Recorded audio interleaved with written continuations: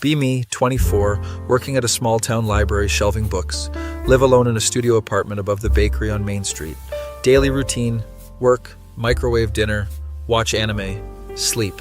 That feel when no girlfriend for 3 years straight, not even mad anymore, just accepted my fate as background character. One Tuesday morning, this girl walks into the library.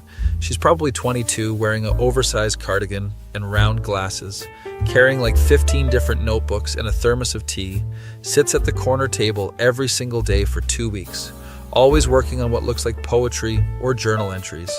Catches me staring once and gives me the smallest smile. My face when I nearly drop an entire cart of books. Start timing my shelving routes to walk past her table. She always looks up and nods when I go by. Never says anything, but it becomes this weird daily ritual. One day she leaves her notebook open when she goes to the bathroom. I shouldn't look, but curiosity kills the cat. It's not poetry, it's letters addressed to someone named David. Dear David, the doctors say I have maybe 6 more months. I want to write down everything I remember about us before I forget. Heart drops into my stomach. She comes back and catches me reading. Expect her to be angry, but she just sits down calmly.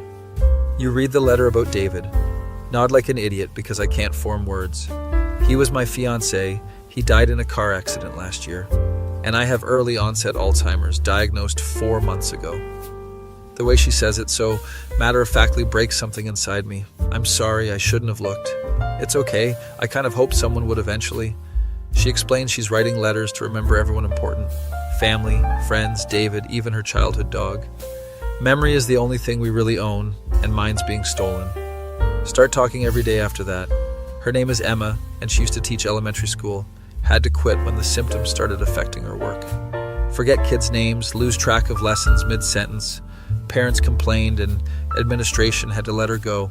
Spends her days at the library because it feels safe and quiet. Books don't judge you for reading the same page twice. Begin eating lunch together at her corner table. She brings homemade sandwiches, and I get chips from the vending machine. Tells me stories about her students, how creative and funny they were. Talks about David and their plans to travel after the wedding. We were going to see the northern lights in Iceland. Stupid to postpone happiness for someday, you know? That feel when you realize she's the most interesting person you've ever met, and she's slowly disappearing from the inside out. Start bringing her favorite tea from the coffee shop next door. Chamomile with honey, same order every day. She always acts surprised and grateful, like it's the first time. Sometimes it actually is the first. Time for her, my face when I realize she's forgetting our conversations. But she never forgets to smile when she sees me. 1 month in, she asks if I want to help with her letters. I'm starting to forget things about David and it scares me. Maybe if someone else helps write them down. Spend afternoons listening to her memories. David played guitar and wrote songs for her. They met in college during a Shakespeare class. He proposed during a snowstorm because she loves snow. Had brown hair, blue eyes, was about my height. Always wore this old leather jacket that smelled like coffee. Write down every detail exactly as she tells it. Sometimes she repeats the same story 3 times in one day. Each time I write it down like it's new, because for her, it is new. Start noticing the progression of her condition. Week 1, just forgot where she put her keys. Week 4, forgot my name twice in one conversation. Week 6, asked me who David was while writing him a letter. That feel when you watch someone lose themselves piece by piece. Her mom visits one afternoon while we're working. Elegant woman in her 50s, looks exhausted. Thank you for spending time with Emma. Not many people have the patience. Explains that Emma's dad couldn't handle the diagnosis, moved out 3 months ago, and hasn't called since. She asks about him sometimes. I don't know what to tell her. My face when I realize some people abandon ship when things get hard. December, her visits become less frequent. When she does come, she needs help with basic things. Remembering to eat lunch, finding the bathroom, staying focused. Her mom explains she's moving to a care facility after Christmas. She keeps asking for David, doesn't understand why he's not visiting. Emma's mom looks at me with desperate eyes. I know this is crazy, but would you consider visiting her as David? She doesn't remember what he looked like anymore, just that she loved him. The photos confuse her. She thinks they're strangers. Immediately want to say no because it feels wrong, but see the pain in her mother's face. She's dying asking for someone who can't come. Maybe you could give her some peace. That feel when you realize you're about to live someone else's love story. Spend the next week learning everything about David. His mannerisms, his favorite songs, how he held her hand. Her mom shows me videos on her phone. He had this laugh, kind of raspy from smoking in college. Always called her Sunshine because she brightened his mood. Practice his voice until I can almost match it. My face when I'm rehearsing another man's love. First visit to the care facility is David. Walk into her room wearing a brown leather jacket from Goodwill. She looks up from her bed and her entire face lights up. "David, you came to see me." Voice breaks saying it, but I manage, "Of course, Sunshine." She starts crying happy tears. "I was scared you forgot. About me." "Never, Emma. I could never forget you." Sit on her bed and she takes my hand. Her fingers trace mine like she's memorizing them. "Sing me the song you wrote, the one about the snow." Panic because I don't know any songs, make up something soft about snowflakes, and her smile. She falls asleep holding my hand. That feel when you're giving someone else's fiancé comfort. Visit twice a week for 2 months. Each time she's more confused but always recognizes David. Tells me about dreams where we're getting married, about the house we're going to buy with the blue shutters. "I can't wait to be your wife, David." My face when she says this with such pure love. No, I'm living in someone else's fantasy, but she's so happy. Her condition worsens and she starts forgetting I was just there. "David, where have you been? I missed you so much." Every visit feels like the first time to her. March arrives and she's barely responsive most days. Her mom calls one Tuesday evening. She's asking for David. I think this might be it. Rush to the facility, still wearing my work clothes. Find her awake but struggling to breathe. "David, is that you?" "Yes, Sunshine, I'm here." She smiles and reaches for my face. "I love you so much. I'm sorry I'm sick." "You don't need to apologize for anything." She pulls me down and kisses me softly. First kiss of my life, and it's not even mine. "Will you wait for me after I go to sleep?" "I'll wait as long as you need." She closes her eyes and squeezes my hand. "I love you, David." "I love you too, Emma." She passes away 20 minutes later, still holding my hand. That feel when you've lost someone who was never really yours. Her mom finds me crying in the hallway. Thank you for being David when she needed him. She died thinking she was loved. Funeral is small, just family and a few former students. Sit in the back because I don't belong with the real mourners. Her mom introduces me as the young man who helped with Emma's letters. Nobody knows about the David visits, that feel when you're grieving a relationship that never existed. Visit her grave every Tuesday after work. Bring chamomile tea and read her the children's books she loved. My face when I realize I'm still playing David, even after she's gone. Gravestone says, beloved daughter and fiancé. David's name is on there too. They're buried side by side. Sometimes I wonder if David would approve of what I did, giving her comfort with borrowed love. 6 months later, still visit every week. Tell her about my day, about the library, about nothing important. Learn that love doesn't have to be yours to be real. Learn that sometimes the greatest kindness is pretending. My face when I understand I was never the main character, just a stand-in for someone who couldn't return. But maybe that's enough. Maybe being a placeholder for love is still love. That feel when you've lived someone else's happy ending. And somehow it feels like the most honest thing you've ever done. Currently reading David's old journals that her mom gave me. Want to understand the man I pretended to be. Want to know if I did his memory justice. Some stories don't have clean endings. Just the quiet weight of carrying someone else's love until there's no one left to carry it for. Be me, 26, working night shift at a 24-hour diner in the middle of nowhere. Town has maybe 800 people. Everyone knows everyone's business. Live in a trailer park behind the gas station with my alcoholic stepdad. Mom died when I was 19. Been stuck here ever since taking care of him. That feel when your entire life fits in a double-wide trailer. Most excitement I get is when truckers stop for coffee at 3 a.m. Been doing this routine for 7 years straight. Wake up at 8 p.m., work until 6 a.m., sleep until 8 p.m. Repeat. My face when I realize I haven't seen sunlight in months. One cold November night, this girl walks in around 2 a.m. She's maybe 23, wearing scrubs and looks exhausted, orders black coffee and sits in the corner booth, different from the usual truckers and insomniacs. Has this sadness in her eyes that I recognize starts coming in every Tuesday and Friday night. Always orders the same thing, always sits alone, never makes conversation beyond thank you and have a good night. After 3 weeks, I finally ask what brings her out so late. I work at the county hospital, just finished a double shift. Her name is Claire, and she's a nurse in the ICU. Moved here 6 months ago from the city. Needed somewhere quiet to think. That feel when you meet someone else running from something. We start talking during her coffee breaks. She tells me about her patients, the ones who don't make it. Lost a 7-year-old last week, leukemia. His parents asked me to stay with him at the end. My face when I realize she carries other people's pain for a living. Claire has this way of making the worst stories sound gentle, like she's protecting the dignity of the dying even in conversation. Tells me she wanted to be a pediatric nurse since she was little. Kids trust you completely, they don't pretend everything's fine. Adults lie about their pain, children just tell you it hurts. Start looking forward to Tuesday and Friday nights. Prepare her coffee before she even walks in. She notices and gives me the first real smile I've seen from her. You're the only person who remembers how I like my coffee. December arrives and she starts staying longer, sometimes until 5 a.m. when the morning rush begins. Tells me about her childhood, growing up with a bipolar mother. Never knew which version of mom I'd come home to, the loving one who made cookies or the one who forgot to feed me. That feel when you realize everyone in this diner is broken somehow. One night she comes in crying, sits down, and can't stop shaking. We lost 3 patients tonight, 2 were under 10.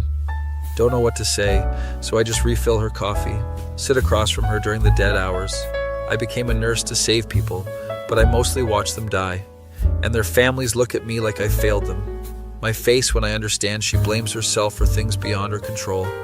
Start walking her to her car after her visits. Parking. Lot is sketchy, and she always seems fragile leaving. One night her car won't start in the freezing rain. Offer to drive her home in my beat-up Civic. She lives in a tiny apartment above the hardware store. Place is spotless but completely empty. No pictures, no personal items, nothing that makes it home. I don't really settle anywhere anymore. Easier to leave when there's nothing to pack. That feel when you recognize someone else who's given up on permanence.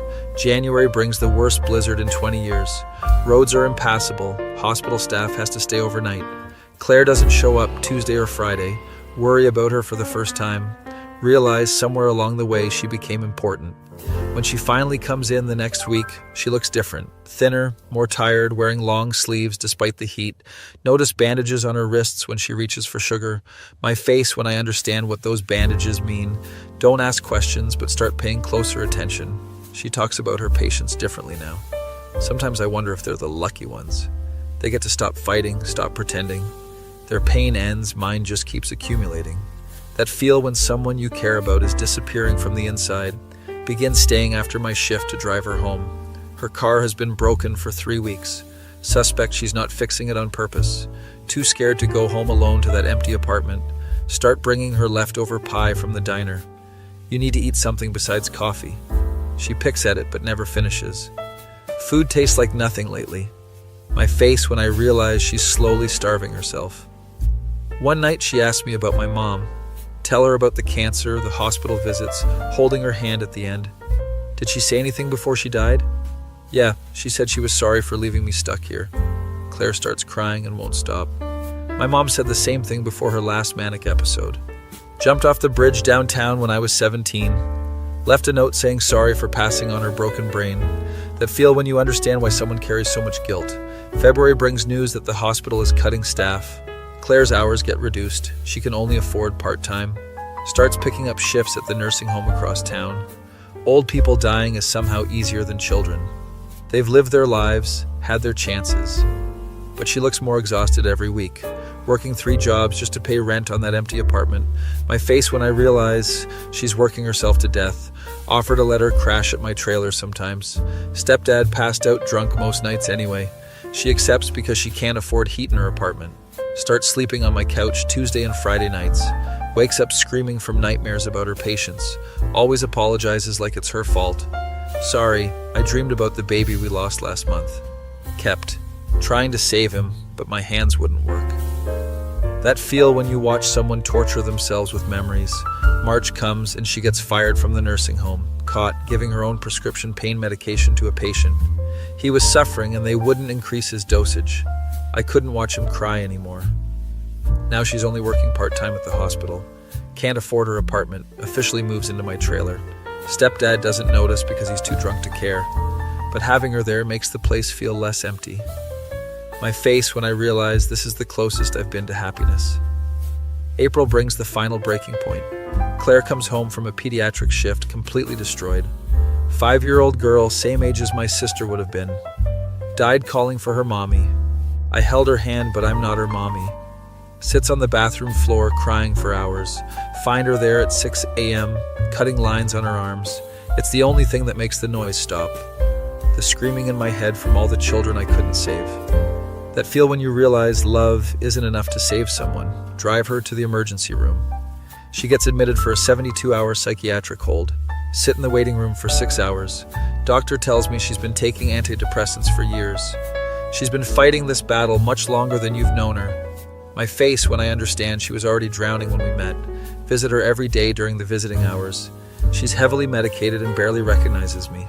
Who are you again? You look familiar. I'm the guy who makes your coffee. Oh, right, the sad boy from the diner. Even medicated, she can see right through me. That feel when you realize you're both broken people trying to fix each other.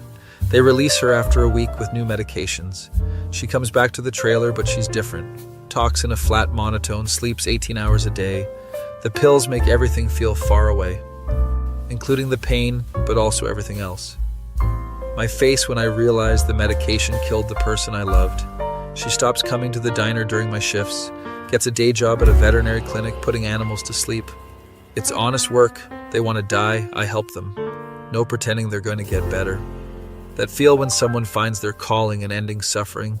May arrives and she tells me she's leaving town. Got a job at an animal shelter in Oregon. Need to go somewhere where nobody knows my failures. Start over with a clean slate. Pack her few belongings in garbage bags. She never accumulated anything worth keeping. My face when I realize she's leaving and I can't stop her. Drive her to the Greyhound station on a Tuesday morning. Same day of the week she used to visit the diner. Thank you for the coffee and the couch. You're a good person. You deserve better than this place. So do you, but you're not ready to believe that. Yet, that feel when someone sees your potential and leaves anyway. Watch her bus disappear into the morning fog. Go back to the trailer and it feels emptier than before. Stepdad doesn't notice she's gone. Her coffee cup still sits in the sink. My face when I realize I never told her I loved her. Go back to working nights alone. The corner booth stays empty, Tuesday and Friday nights. Still make her coffee out of habit. End up drinking it myself at 4 a.m. That feel when muscle memory outlasts the person. Get a postcard from Oregon 3 months later. Picture of a dog on the front, no return address.